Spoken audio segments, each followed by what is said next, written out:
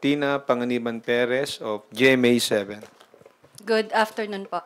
So, sirs, yesterday the House Prosecution Panel complied with the first requirement of the Senate Impeachment Court, yun po sa one-year ban.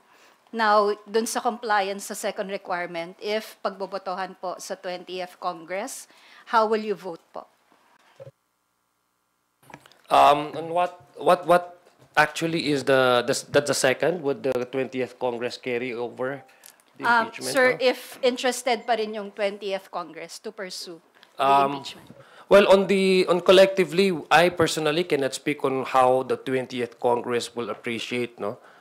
But individually, if you ask me, I have already affixed my signature on the 7 verified impeachment complaints, and that will remain to be my advocacy, and that will my support on the prosecution team to hold the Vice President accountable for her actions will still remain. So, yun po ang aking kasagutan dyan, Ma'am Tina. Thank you, Ma'am Tina, for the question. Actually, yung kasabihan ba, the boat has already sailed eh. Whether or not it's the duty of the 19th or the 20th Congress is highly contestable by different parties. In my humble opinion, tuloy-tuloy na po yan eh. It's a constitutionally mandated duty by Congress and of the Senate. So it's a firm stand by the House na the boat has sailed eh. We have to go with the impeachment process.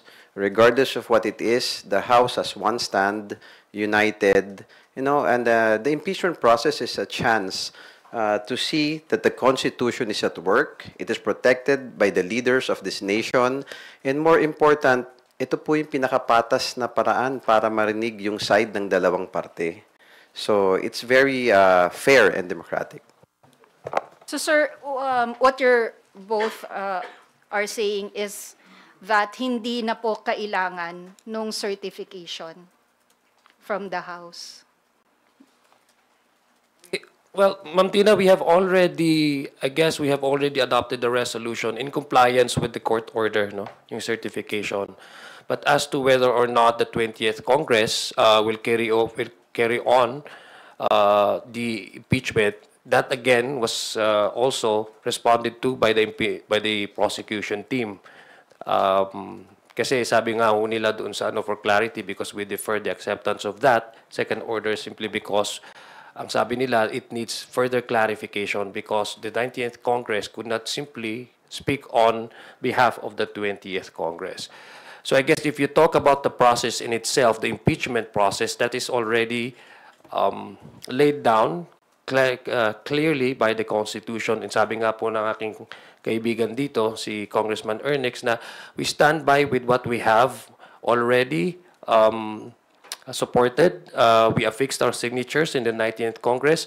The issue really here is to hold impeachable officers according to the enumerated list of impeachable officers under the Constitution, hold accountable to their actions. No, this is not an issue of personality. This is about making the Constitution work for every single Filipino. In the case of the impeachment trial under Article 11, we stand by it. This is a constitutional process. This is a constitutional mechanism, and we would continue to stand by it. So, ang usapan pala kung talaga natin dito when it comes to the issue of impeachment ay na mananatili po ang paninindigan na House na we delivered our commitment, our mandate given to us by the Constitution. So, yun po yung pinakabulto na ini-explain po namin dito sa parte ng House of Representatives. Thank you po. Thank you, Tina. Rosalie Cos from UNTV is now recognized. Good afternoon po, Kongs. Regarding po sa fellowship dinner last night with Speaker Martin Romualdez together with the neophytes and returning lawmakers, the Speaker appealed for the support of the neophytes and returning lawmakers. Did he also seek their support for his speakership until the 20th Congress? No, actually, yung fellowship dinner, yun yung nag-conclude nung 3-day seminar or guidance para sa mga neophytes and new House members. As far as I know, Correct me if I'm wrong, Kong Zia, no, we were there last night. Wala namang appeal na mga ganon for speakership or any support. It's mainly to give guidance and show support to the new members of the House.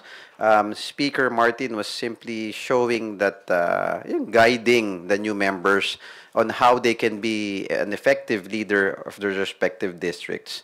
Again, in terms of asking for support for speakership, there's not a single iota of request or anything of that sort, ma'am. Actually, it was barely to welcome the incoming Congress members of the 20th Congress. Remember, the 19th Congress will expire on June 30. Sa ngayon, siya pa rin ang speaker. Nung nandun po kami kagabi, it was merely a getting to know each other, kumbaga. So welcoming the incoming members of the 20th Congress as well as to inspire them, no? In-inspire niya yung mga membro, hindi lang mga membro ng incoming but even those who are present last night na mga re-elected members ng House to inspire the incoming members to commit themselves to their to their advocacies individual, no, sa kanilang mga distrito, and to make sure that the House will support kung ano man yung mga programa at ang mga advokasya na makakatulong sa ating bansa, hindi lang sa individual na district. So it was simply just a gesture of welcoming them, making them part of the official family in the coming Congress. Wala pong napag-usapan doon anything about leadership support or anything about yung mga issue about positions in the House. But are we expecting the 40-plus representatives elect to support the speakership of Speaker Martin Romualdez in the 20th? They have already we have already secured, I guess, 200 plus signatures, manifesto of support for the current speaker, Speaker Martin Romualdez, should the 20th Congress starts na they have already been there is already a support, an overwhelming support in terms of the speaker should he decides again to run for the speakership. Meron na pong 200 plus na signatures na nagsasabing sumusuporta sila sa ating speaker sa ngayon, because may kasabihan nga, if it's broken, why fix it, diba? So sustainably and yung stability na pinakita ng leadership ni Speaker Romualdez, doon yung source of support na pinanggagalingan ng bawat individual na congressman na 200 plus na lumagda para ipakita ang kanilang suporta sa current speaker na to na maging speaker in the 20th Congress. May we also ask your reaction sa statement ni Deputy Speaker Duke Frasco? He stated in his social media post, I quote, "If the election for Speaker were held today, my support would go to either Congressman Toby Chanco or Congressman Albi Benitez." Well, that's his, he's entitled to his opinion. He's entitled to cast his vote to whomever he feels, for him fitting to the position. Wala naman pong nagpupuwersa sa bawat isa sa amin na bumoto. In fact, that actually is a manifestation. There is no, that when it comes to election of the speakership, wala pong sapilitan dito sa House. That the election and the vote of each individual congressman will be entirely up to his or her own discretion. Nagpapakita lang ito na wala pong sapilitan dito at yung 200 plus na congressmen na nag-sign dun sa manifesto ay voluntarily and consciously supporting the Speaker, Martin Romualdez. So sa kanya pong palagay yun, nirespeto naman po natin ang opinion niya. Ma'am, just my 2 cents. At the end of the day, Congress is a collegial body. Each vote, each decision by each House member is given weight and importance. Just to be exact, there's already a 283 who signed the manifesto. So that's an overwhelming majority in the support of House Speaker Martin Romualdez. And only time will tell. But this manifesto shows a strong support that the leadership of Speaker Martin is supported by the majority of the House members and the incoming members for the 20th Congress. Sorry, kasi yung nabigay na unang bilang sa amin, 285. May nabawas po bang dalawa? No, actually, yung signed, but there's 287 already who expressed their support. It's more of hindi pa lang sila nakaka physically signed, but 287 total expressed their support, and then 283 who physically signed the manifesto. Ma'am. So as of now, there's no strong contender. Um, the with, speakership. with the numbers that's presented in front of us, parang malabo, ma'am. I think the leadership of House Speaker kasi is supported really by the majority of the present and incoming members of the House. Dadagdagan ko lang, when it comes naman to contender, nasabi mo, anybody can actually run for the speaker. But the question is whether that person or that Congress member has the number to secure the position. So sinabi nga ni Kong Ernix, we have already secured 280 plus signatures supporting Speaker Martin Romualdez to be our speaker in the 20th Congress. Thank you, Rosalie. Next up is Kat Porbes from Radio Pilipinas. Magandang tanghali po, Kongs. Unang tanong ko lang po ay, meron po kasing binitiwang medyo mabigat po na pahayag itong si Vice President Sara Duterte after pong, after po siyang mapuna dun sa pag-country hopping po niya, yung kanya pong pagbisita sa ibang mga bansa. Meron po kasi siyang sinabi dun sa bilang reaksyon po, ang kanyang yung i-quote ko lang po ng ano, no, kapag personal trip, hindi ako gumagamit ng pera ng bayan. Hindi ibig sabihin na personal na lakad yan, holiday o pamamasyal yan. Hindi ko alam kung sinasadya nilang wag intindihin o bobo lang yung nasa administrasyon. I like to believe the latter. Sa tingin niyo po, bilang isang vice-presidente, tama po ba yung kanyang paggamit ng salita na bobo, lalo na po laban sa mga opisyal po ng current administration na pumupuna po dun sa kanyang mga biyahe? Yeah, just my 2 cents, ma'am. No, I don't think it's uncalled for. Each leader, same goes with House members. Each position, basta leader ka ng isang bansa, there's a certain decorum that you should follow. I believe respect begets respect. No? Wala namang mararating yung mga name calling o yung mga negative pagtatapon natin ng mga hindi magagandang salita sa kapwa natin. No, kahit simpleng tao o miyembro ng lipunan natin o mga simpleng Pilipino, could simply attest na pag masama ang sinabi mo sa kapwa mo, masama rin ang babalik sa'yo.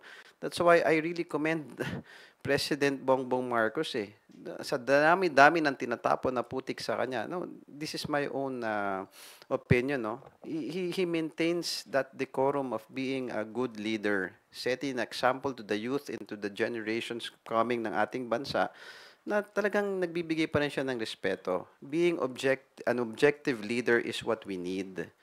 Name calling and the other bad words na ginagawa, I don't think it's really called for. I think the question revolves around her priorities as a vice president. She has her obligation here in the country. So I guess the question really is about the frequency of her travels abroad. Kasi pag ikaw ay opisyal, you are also expected by the public to be present, no, every time in areas where you are supposed to serve, no. Number two, doon naman po sa mga responses nila, I'm not really surprised with all these words coming out from the Vice President. That's why we as public officials, we also have to call out. We have to also consistently call out whenever there's utterances or sentences or words, phrases that comes out from individually. I'm not just specifically citing the Vice President, but as public officials to maintain, sabi nga ni Congressman Ernix, to maintain a semblance of at least man lang a source of respect and diplomacy whenever we engage with other public officials. Because it's not really something that goes directly to the personalities responding to the issue. It's actually the office that represents by this person or by this personality or public official. So when she speaks about certain things and uttering certain words, it does not only reflect her own personality, but it also reflects the office that she occupies, which to us should be held higher in higher standards. So I hope that this kind of responses and utterances will will be avoided, so that public discourse, especially on national concerns and issues, will be based on the merits of the issue, will be based on the issue in itself, rather than go down to personality attacks. Sir, isa pa pong tanong. Meron din po kasing nabanggit itong si VP Sara Duterte, questioning po yung foreign policy ng Marcos Jr. administration. And because of that, she was characterized by the palace as pro-China. Pero kanya pong kiniklaim, hindi daw po siya pro-China. At sabi nga po niya, I am not pro any country at all. Ang nais lang daw po niya ay mas strengthen yung relationship sa iba pa pong mga bansa, kasama na din po doon yung China. Ano po yung inyo pong reaction po doon sa kanya sinabi na hindi naman daw po siya, kumbaga, not pro any country? Well, personally, I believe that kung ikaw ay Pilipino, dapat pro-Philippines ka. You should be doing whatever it takes to, to serve the interest of the Filipino people at ng ating bansa. Now, with regards to your question na yung sa dapat nagbe-build tayo ng relationship with other countries, yeah, I do agree. Wala namang masama dun. That's exactly what President Bongbong Marcos is doing. But at some point, when there's an aggressor, a country na ginigipit yung karapatan ng isang bansa, can you simply say na dapat maging magkaibigan tayo? There's a difference relationship na maging maayos o diplomacy between one country to another. But, there are fights that needs fighting. We have to draw the line. Kapag may aggressor na bansa o ginigipit tayo, simple ba tayo magiging patay mali siya na makikipagkaibigan lang? Or should we assert the rights of the Filipino people, of the fishermen, ang right ng ating bansa? So I do believe na we should be pro-Philippines. Each Filipino should fight for the rights of our country, protect the rights of our citizen, especially the president and top-ranking officials of our country. Well, Filipinos naman are not expecting aggressive rhetoric. What they want is consistent position and clarity when it comes to the issue of West Philippine Sea. Ang pagtatagpo ng layunin na maganda yung diplomasya sa buong mundo ay isa po sa mga aspekto niyan ang pagtatatagpo ng depensa sa interes ng ating bansa. Ang pagiging patas po sa diplomasya, sa larangan po ng diplomasya ay hindi nangangahulugan na pananahimik sa harap ng mga nangaapi sa ating bansa. So, I guess yung issue nung sinabi ni Kong Ernix na yung issue ng West Philippine Sea, it's not simply just it's not simply a diplomatic issue. It also covers the issue of sovereignty and national integrity of our country. So yung pananahimik po ng bawat opisyal ng ating bansa ay nakakadagdag sa naratiba ng aggressor, which in this case China. So it's very clear, no? When it comes to other areas of concern, we can involve ourselves with any countries that would bear mutual benefits, no? Both sa ating bansa at kung sino mang bansa na yon. But when it comes to territorial integrity and sovereignty, the country and the public demands the clear position kung saan ba talaga ang kanilang mga elected na opisyal. Saan ba yung position na yon? sa pagsusuporta sa integridad ng ating bansa or suporta doon sa mga nangaapi at nag-i-encroach ng ating lugar, no? In the case of China, the West Philippine Sea. So klaro po yan. Dapat klaro ang posisyon ng bawat elected officials pagdating po sa issue na yan. Thank you, Kat. We acknowledge Billy Vegas from Abante Politico for his questions. Hingi lang po ng reaction. Meron pong interview si BP Sara sa Russian TV. Ang sabi niya po doon, inulit niya lang yung sabi niya, politically motivated daw po yung impeachment. At ang goal daw po noon ay yung matanggal yung frontrunner sa 2028 presidential polls na siya yon. And number 2 question po, yung impeachment daw po, hindi naman binasa ng mga pumirma, tapos binayaran lang daw po kayo. Thank you po. I strongly denouncing statement na binayaran eh. Yung mga salitang ganyan, it's trying to, evade the real issue. The issue is, there's an impeachment complaint filed by a Filipino citizen. Dinala sa Kongreso, we have to act upon it as a constitutional mandated duty by Congress. That's exactly simply what the House did. Oh, may batayan ba? May pamantayan? Yes. So that's why it was elevated to the Senate. Now they are there to act as impeachment court. Now yung ibang rhetoric, yung ibang comments is simply there to skirt out the real issue. There's questions being raised in the impeachment complaint. Now, the impeachment process is there for a reason. It shows accountability and transparency in government. So, yun yung mandated duty ng ating Constitution. It should be followed to the letter. Hindi na yung mga political stunts or political comments na, para ma-evade yung real issue. This is the best way to prove whether a person or a leader is guilty or not.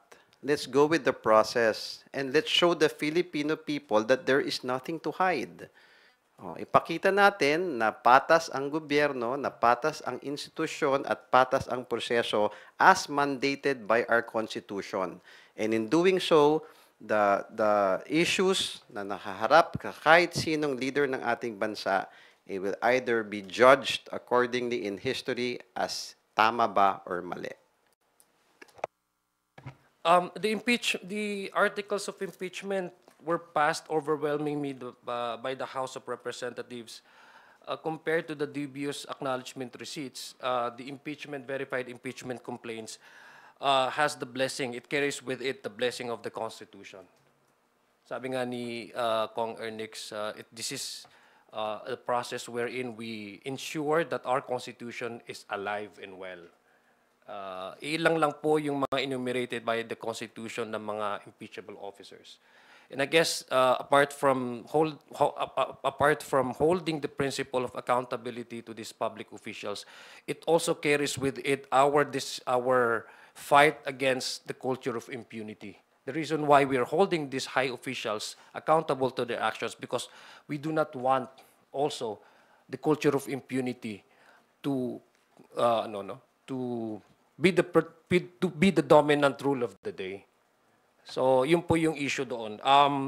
If we allow such remarks to go unchallenged, we do not only disregard this constitutional mandate given to us by the Constitution, given to the House of Representatives, but it also undermines constitutional mechanisms.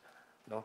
Isa po yan ang impeachment process. So I agree completely with the position of my colleague here, my friend, that this is a constitutional obligation. We have already delivered what the public has been asking the House through filing of these impeachment complaints. There are several impeachment complaints that were filed. Hindi lang po isa. 6 tayong mga 6 grupo or 7? Yes, 7. Hindi, yung nag-file ng sarili nilang individual. May mga grupo dyan at saka may mga individual po ng mga concerned citizens. So just leave it at that. The framers of our Constitution, meron po silang nilagay dyan na sa sariling artikulo, Article 11, precisely because they think that the impeachment process, this impeachment mechanism, it will actually stabilize our country. This is the way, this is the most legal and the most valid and the most legitimate way of holding those enumerated under the Constitution as impeachable officers accountable to their actions.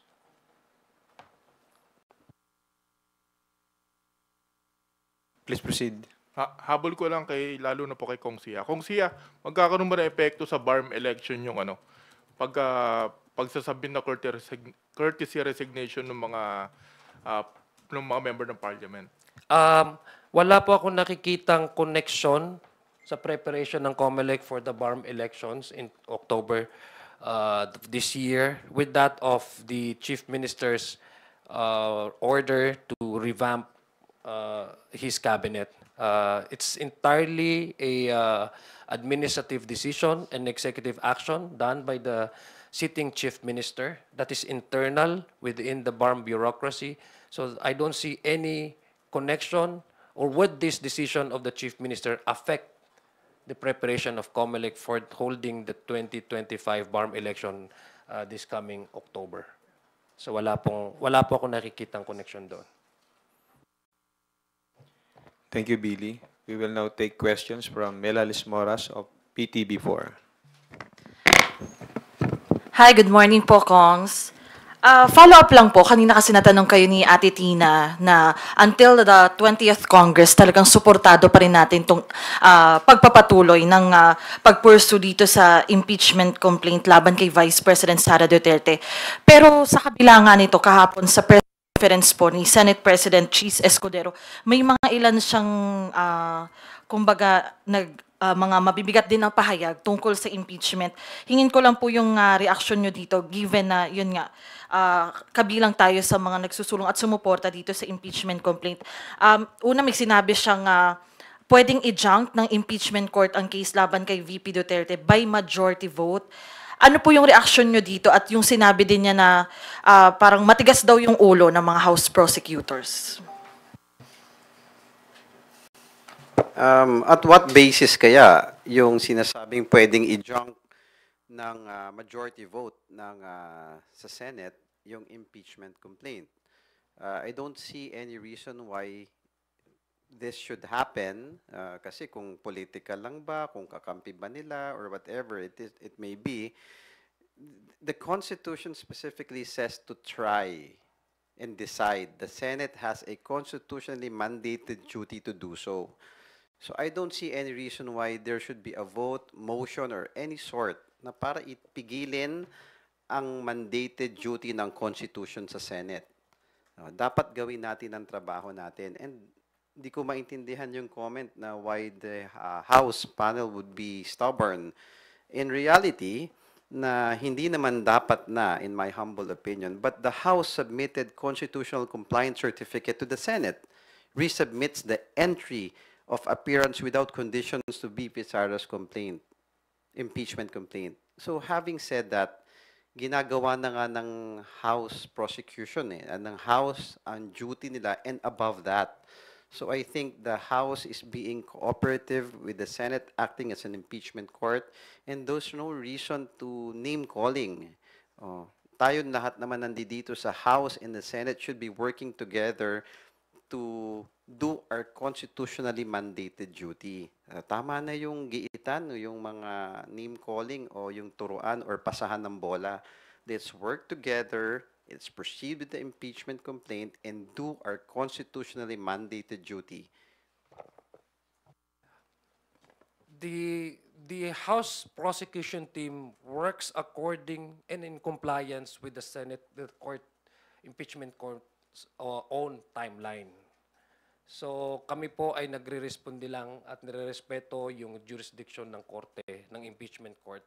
At alinsunod sa mga orders nila, yun po yung ang House prosecution na ginagawa. Pangalawa po, dalawa naman po yan talaga yung pagka sa akin pananaw eh. It's either you convict or you acquit. No? Wala naman pong problema kung ang mga senador ay mag-acquit or magko-convict. That's precisely why they're there in the first place, to judge the merit of the case. they can go either to acquit or to dismiss. But the point is, allow the process according to the Constitution to proceed. Yung sinasabi pong junk, kasi parang sabi nila may possibility. Ang tanong ho talaga dyan is, dapat ba talaga i-junk? Dapat ba i-junk? I think that's the most pressing question that we need to ask. Because the verified impeachment complaints are not mere scrap of paper. These are serious allegations. Paggagasta ng 125 million in 11 days. And I guess the public, the Filipino people deserves to know what happened with the 125 million allegedly spent in just 11 days, including the holidays. So isang issue yun na deserve ba na i-junk na natin without even bringing this up out in the open so that the people will know where their money goes to. So kung yung tanong nila na baka ma-junk, I think the public should ask, and the question that must be answered is, dapat ba talaga? I have no problem if individual senators have leanings towards either i-acquit or i-convict. Yun nga yung purpose ng judge, i-express nila yung kanilang appreciation. Pero allow the process to proceed. Because that's what the Constitution says. It's not even an option for the House, for the Senate. It's not even an issue of optional to eh. It's their obligation. No question about it, ang sinabi ng Constitution. Forthwith, convene the trial. Ang sinabi ng Constitution. Hindi ho kami ang nagsasabi noon, ha? Ang nagsabi noon, ang Constitution. Without any delay, forthwith, proceed with the trial once we transmit the verified impeachment complaints, which we already did. Sir, isang follow-up lang po. Yun nga, speaking of forthwith, sinabi din kasi ni SP Cheese kahapon na parang matatagalan pa, wala pang trial date, at sa 20th Congress na raw yung magtatakda nito.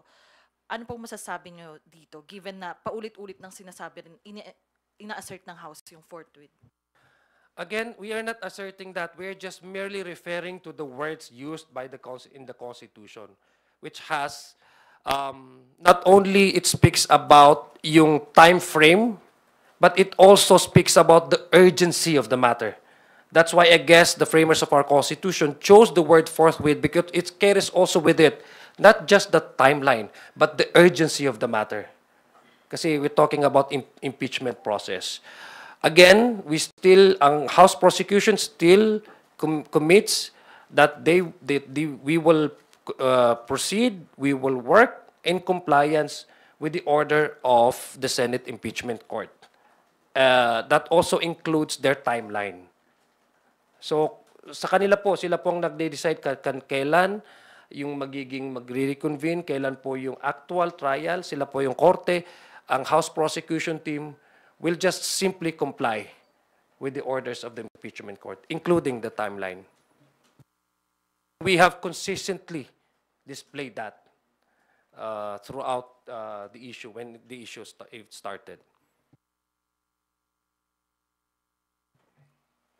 Thank you, Mela. Our next question will come from Earl Tobias of IBC 13. Good afternoon po, Kongs.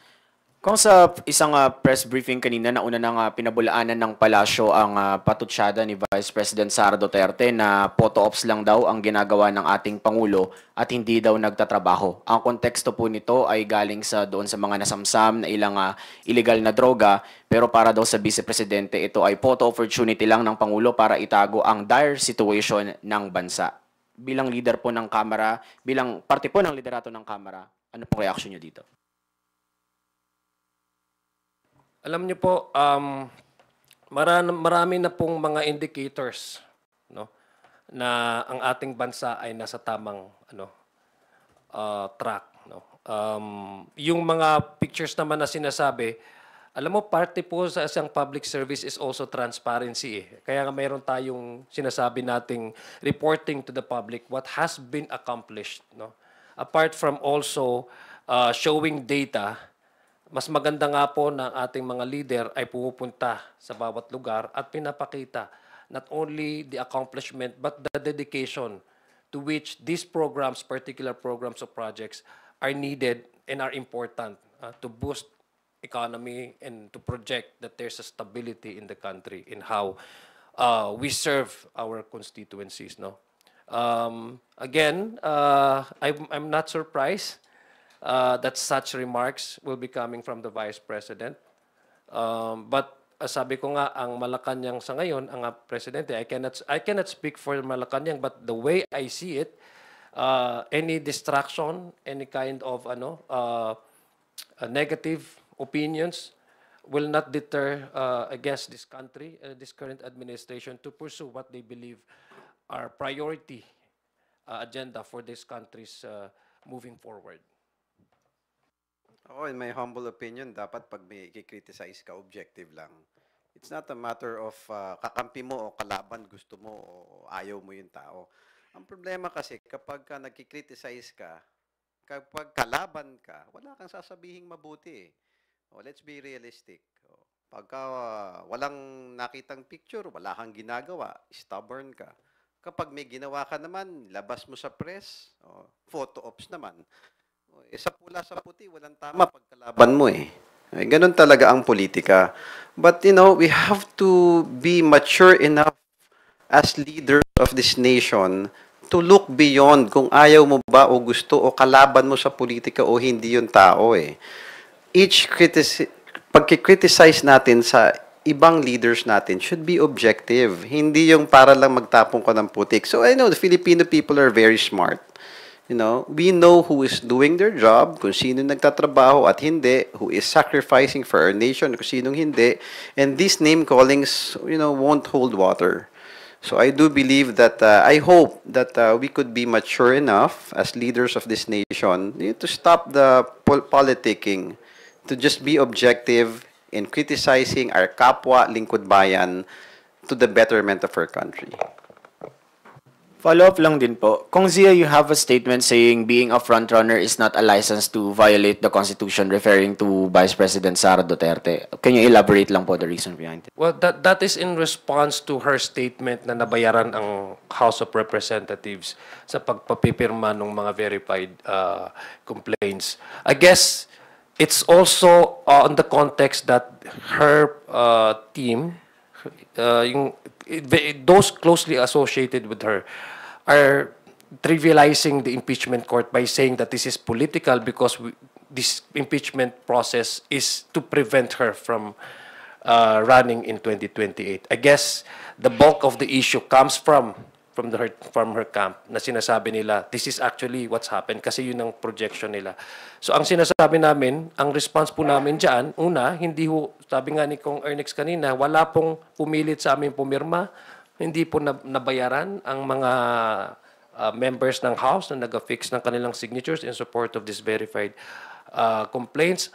At number two, hindi po totoo na itong sinabi sa Constitution na kung merong talagang legal basis of violations, high crimes that constitute betrayal of public trust against enumerated officers under the Constitution na impeachable officers, ay hindi nangangahulugan po na we look at it on a political lens.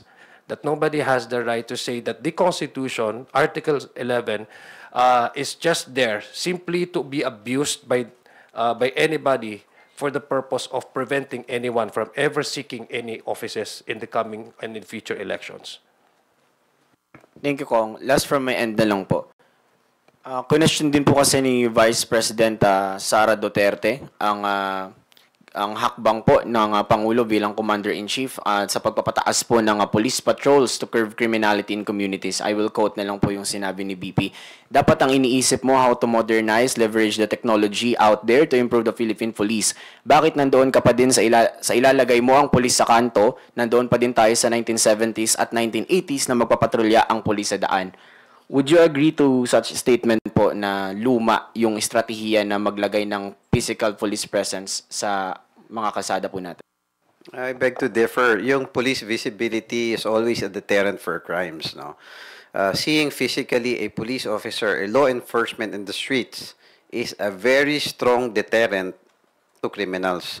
But I'd like to correct the statement na walang ginagawa na, modern things sa ating law enforcement. Actually, truth be told, we were there yesterday sa Krame. We met with our new PNP Chief, General Torre. Pinakita niya sa amin yung quick response ng ating kapulisan. Meron silang command center sa Krame na namomonitor from Luzon to Mindanao.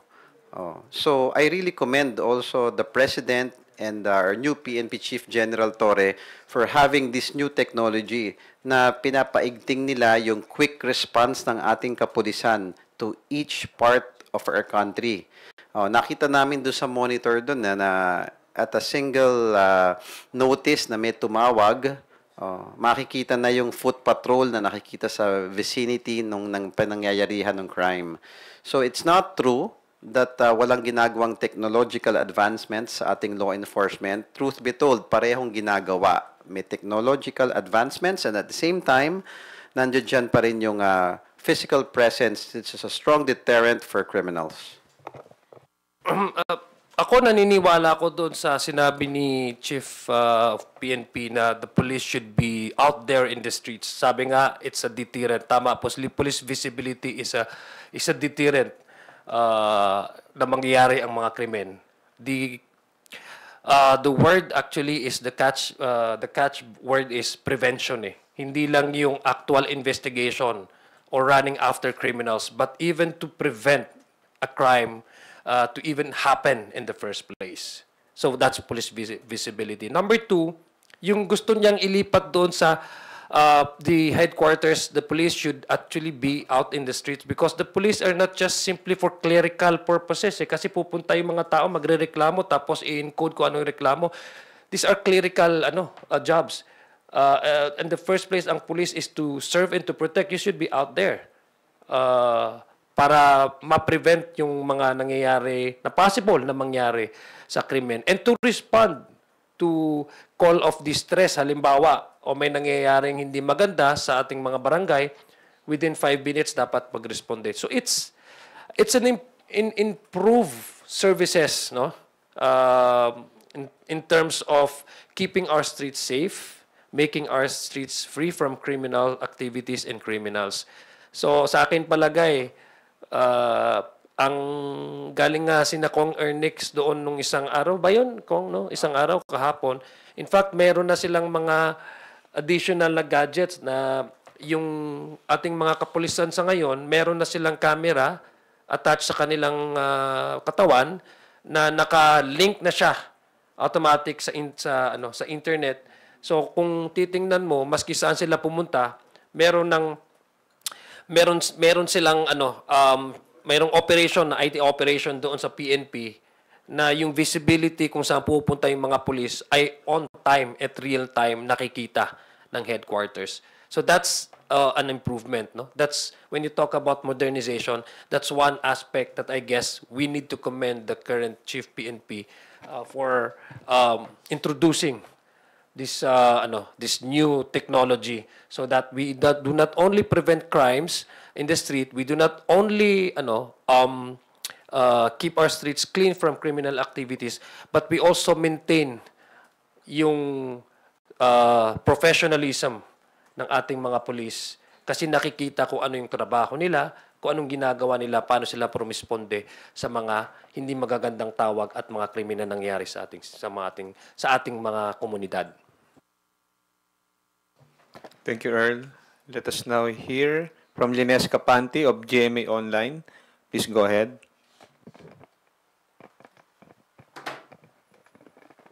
Good afternoon po. Circle back ko lang yung statement nyo kanina. You said sa impeachment, the boat has sailed. Does this mean that pursuing the impeachment against the Vice President under 20th Congress is not debatable at this point? Definitely, the House will pursue the impeachment, will pursue prosecution of the Vice President before the Senate impeachment court? Yes, ma'am. Kasi logic would dictate there's a pending complaint eh. You cannot table it eh, na parang bahala na dyan na muna yan kung sinong gusto mag-handle. Kaya nga yung forthwith ang nakalagay sa Constitution natin, kailangan aktuhan agad eh. Because meron siyang accusation eh. Whether or not it is true, it is yet for us to find out eh. Kaya nga yung impeachment process, yung Senate acting as an impeachment court is the proper venue to hear both sides. The pieces of evidence will be presented and the senators as impeachment judges, they will be the ones to decide. Wala naman sinasabi tong guilty na eh. Wala pa namang sinasabi na not guilty eh. But it is imperative, it is important for each and every Filipino to see the pieces of evidence that will be presented and decide from there. So, saying that the boat has sailed because there's a pending impeachment complaint, hindi pa pwedeng ilagay lang natin sa cabinet or drawer o iiwan sa mesa na hindi mangyayari. It has to proceed as mandated by our Constitution, ma'am. There's no question whether or not impeachment should proceed or not, because even the Senate has already convened itself into impeachment court. They have already taken jurisdiction of the verified complaint. That's why they requested the prosecution, both the prosecution and defense, to make some appropriate, yung entry of appearances, etc.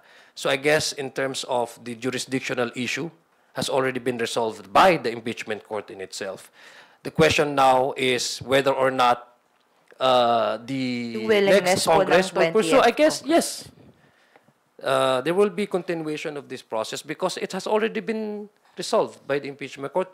Nagkaroon na sila ng nag-take oath na yung mga senator judges. So when it comes to the proceeding in itself, there's no debate about that. Ang debate ngayon is ano yung magiging desisyon ng bawat individual na senator judges. But sa proseso, I guess, it's already been settled. The timeline na ngayon yung pinag-uusapan lang. Okay. Follow-up po, sir. Having said that, that it's not debatable already, should the Senate impeachment court discuss another motion to dismiss in the case it is again put forward? Kasi as it is, Senator De La Rosa already put forward that motion to dismiss. They discussed it and the same motion was amended to remand or return the articles of impeachment. So without dismissing or terminating, I believe that was the motion that was carried by the court.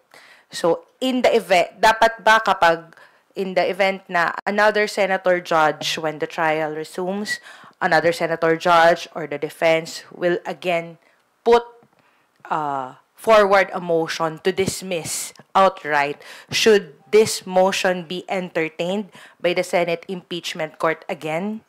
Given na na-discuss na yon, I believe thoroughly concerning Senator De La Rosa's motion. I don't know how the impeachment court will entertain any motion. We simply cannot offer you an answer to that. And number two, just as like you, my guess is as good as yours. We just have to rely on how the impeachment court will continue, no? Kung may mga motion to dismiss, sabi ko nga, ang position ko dyan, it's ang mga senator judges, ako, alam ko, and I still maintain my optimism that they will decide based on the merits of the evidences individually. And I admit that there are senators there who have already prejudged the outcome or already have their own leanings, their own biases. But wala naman problema if they vote for either to convict or to acquit. Basta ang position lang po namin is let's respect what the Constitution says and let the proceedings and let the impeachment process proceed. So I cannot guarantee you with how should the House prosecution team or how the impeachment court will appreciate if there are succeeding motions for the purpose of dismissing. Sabi ko nga, I return the question to the public and perhaps to everyone na invested so much on the impeachment. It's not the question of can they do it. It's a question of why should they do it. Tama ba na i-junk itong impeachment, verified impeachment na complaint na to, na ang pinag-uusapan dito ay pera ng taong bayan, mga allegations that constitutes high crime, tantamount to betrayal of public trust, among others, laid down in the Constitution. The public deserves to know the truth. The public deserves to know kung saan napunta yung kanilang pera. And the only way for us to find out and to also, at the same time, give due process to the defendant is by holding the impeachment process and to continue on with the impeachment trial. Ano yung question nyo? Motion to dismiss ba yun? Kasi sir, di ba na-discuss na nila yun before motion to dismiss outright? Tapos inamend.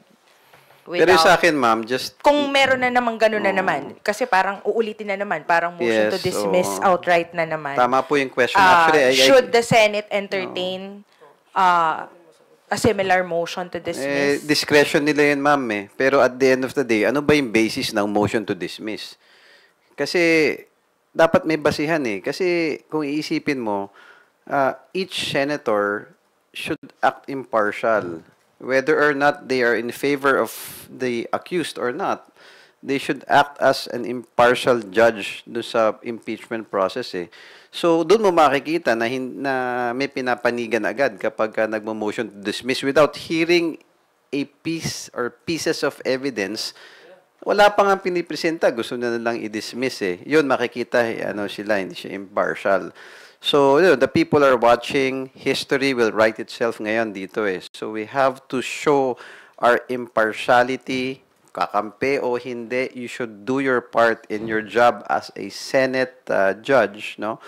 So, yeah, again, with what my colleague is saying, si Kong Zia, na we cannot speak or hindi namin masasabi kung ano magiging action nila eh. We don't want to overstep.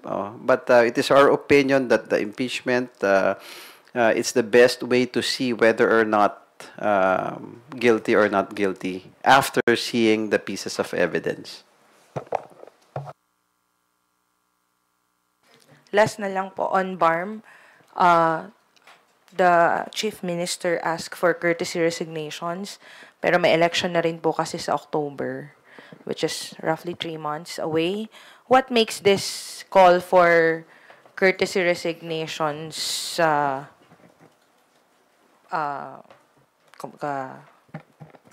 justified? Mag-e-election na rin naman po in 3 months. Why the need for courtesy resignation at this point?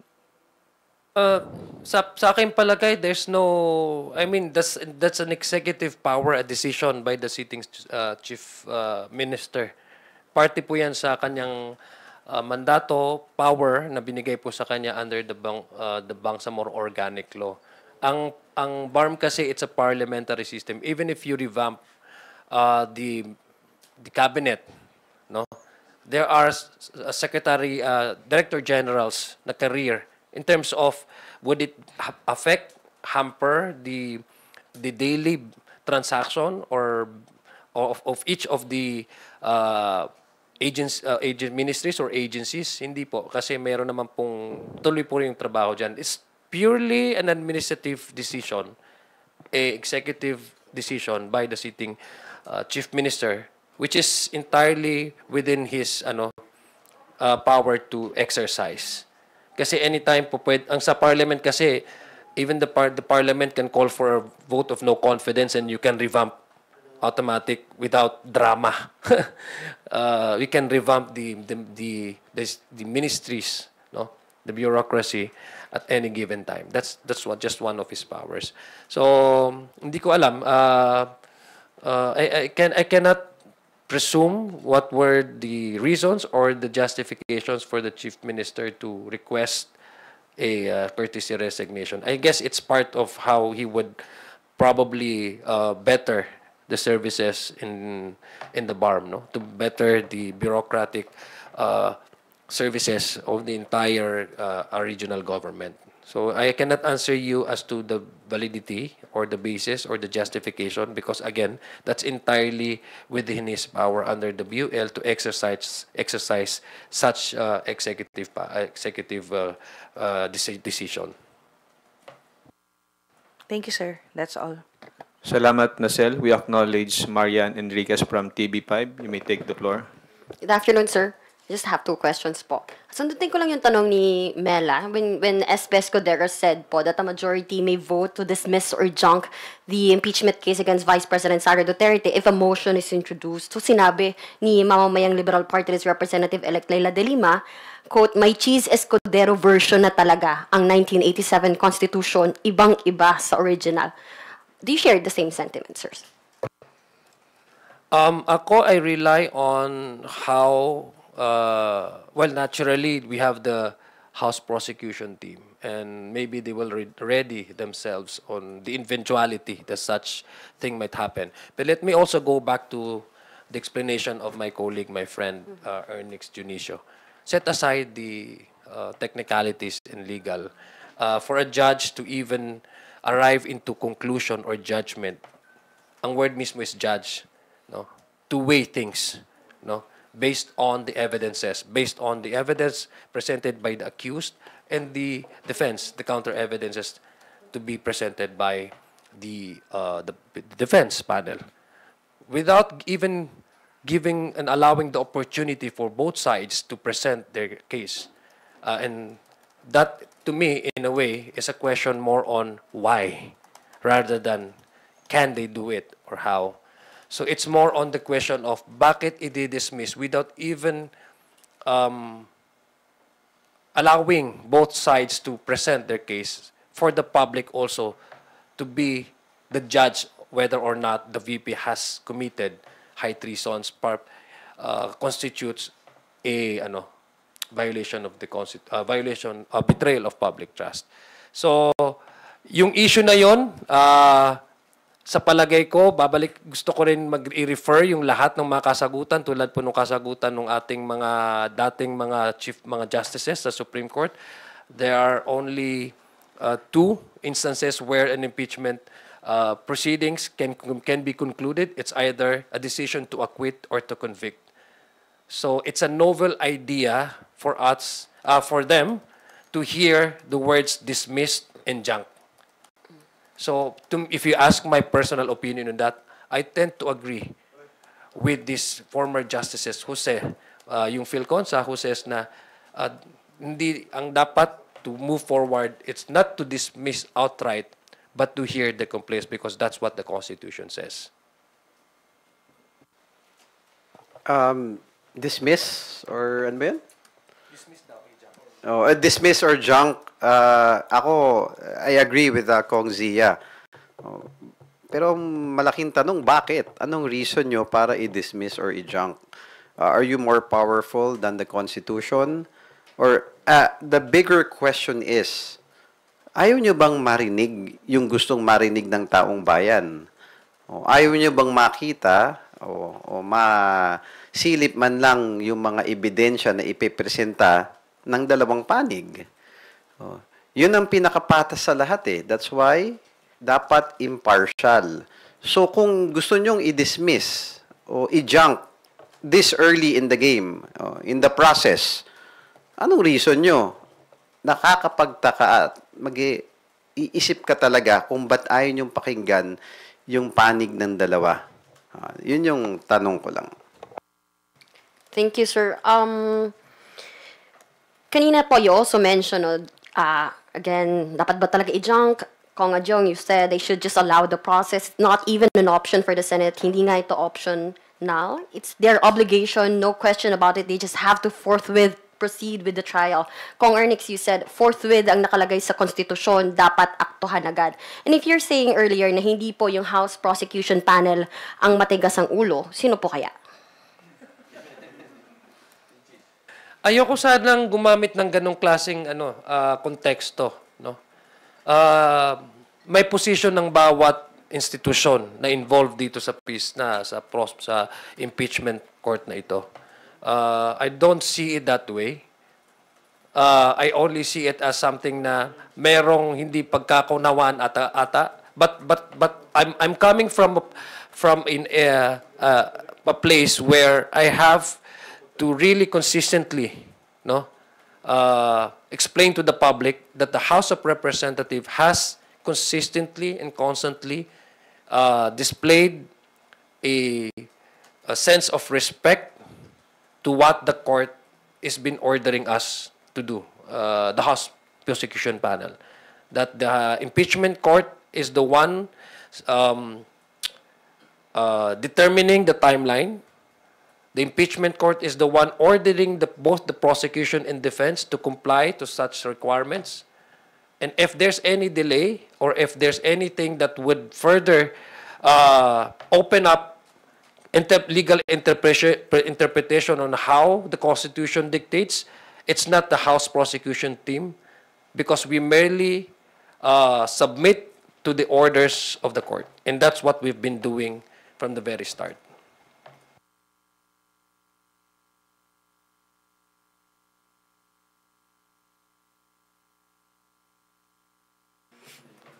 No more follow-up, Marian. Basta wag lang magkaroon ng mainit na ulo. Thank you, Marian.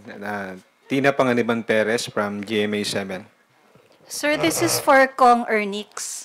May problema raw po sa basura sa Manila kasi ang dami raw pong tambak sa mga kalsada, and yung recent pagbaha po, isa dun sa mga sinisisi ay yung hindi nakukolektang basura. Sa distrito niyo po ba may ganitong problema? Ano po yung sanhi and ano po yung ginagawa?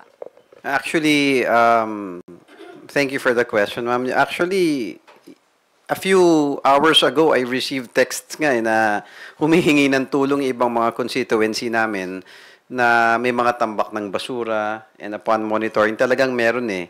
And ayoko naman maggaling-galingan para sabihin kung ano yung solusyon o sanhi. But upon the observation of this humble representation, it's simply because probably of the change of yung nangongolekta ba ng basura sa lungsod ng Maynila. Kasi yung pumalit, ayoko namang idiin sila na hindi sila magagaling, pero yung nakaraan kasi mas magaling eh. They've been there for decades and they are there for a reason eh. Alam na nila yung labas-pasok ng basura sa lungsod ng Maynila. Apparently, itong pumalit, hindi nagagampanan maigi. Not to do blames or name-calling or whatever it may be. Solutions have to be presented. And the incoming administration of the newly Mayor-elect Isko Moreno, as per our conversations, is really keen on solving this problem. And I do believe that the experience and the know-how of Mayor-elect Isko Moreno will solve this problem quickly. Thank you, Tina. Sai Chua from IBC 13. Please proceed.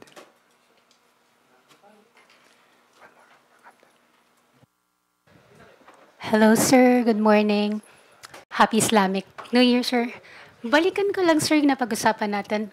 Yung nasabi niyo po na magiging part ang Young Guns sa Marawi Rehabilitation. Can you give us an update, sir? Meron na po ba mga napag-usapang proyekto with the Young Guns? Yes. Consistently naman yung support ng Young Guns. Remember, nagkaroon po kami ng public consultation dyan po sa Marawi at umattend po yung ilan po sa mga miyembro ng Young Guns.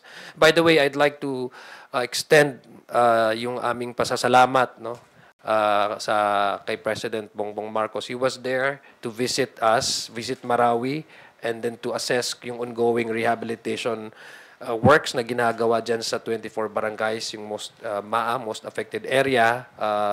Pinuntahan po niya yung Marawi Port.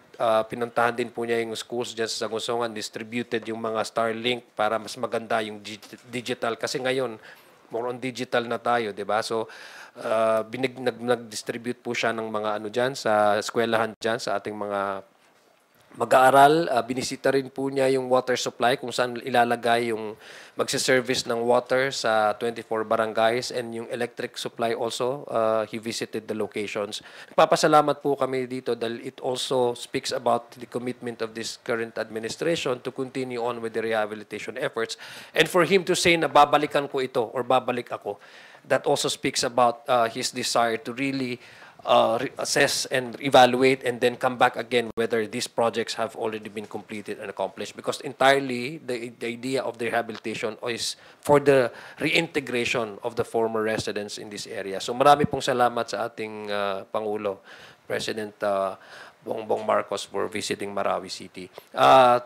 Going back to your question again, yes, the young guns, yung top guns nga sabi ni Speaker, will be one of...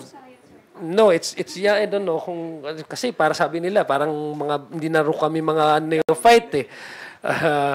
Oo, nasa second term na namin.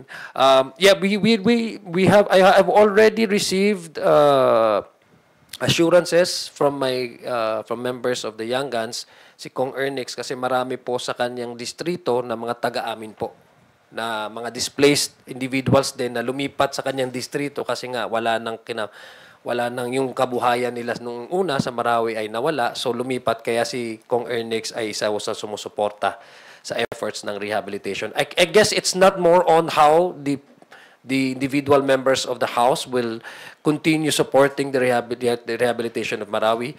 It should be a national effort. Because for the first time, we've seen the entry of vigilant radicalization, the violent extremists coming into the country. And so this is the first time that we saw a city that was devastated by a 5-month-long conflict. So it's a national priority. And that's the reason why I also thank the President, because he is there to see personally and witness the progress on the ground. It's a national priority.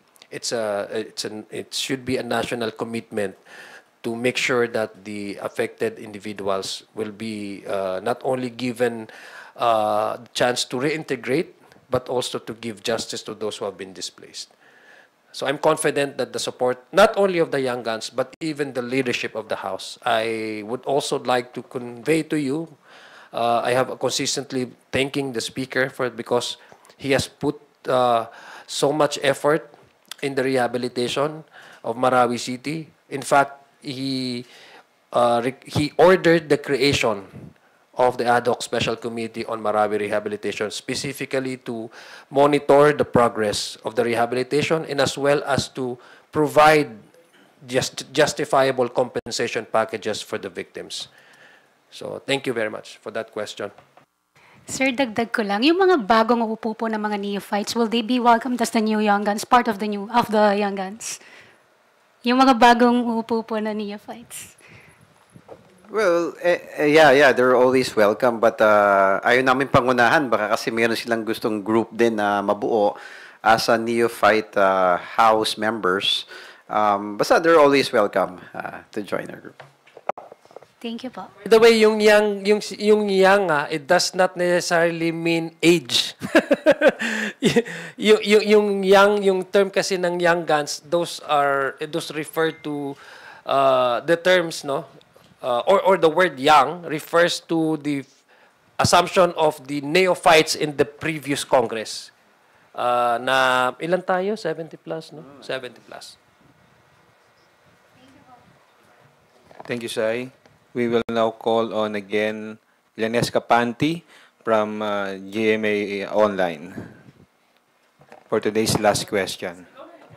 May nakalimutan ako kanina, sir. Sir, about yung ano lang kasi the speaker earlier said deeply concerning yung pag-remand ng articles of impeachment sa House. I'm just curious if the speaker yesterday during the fellowship, did he ask for support for the impeachment of the Vice President during the event last night? Actually, wala.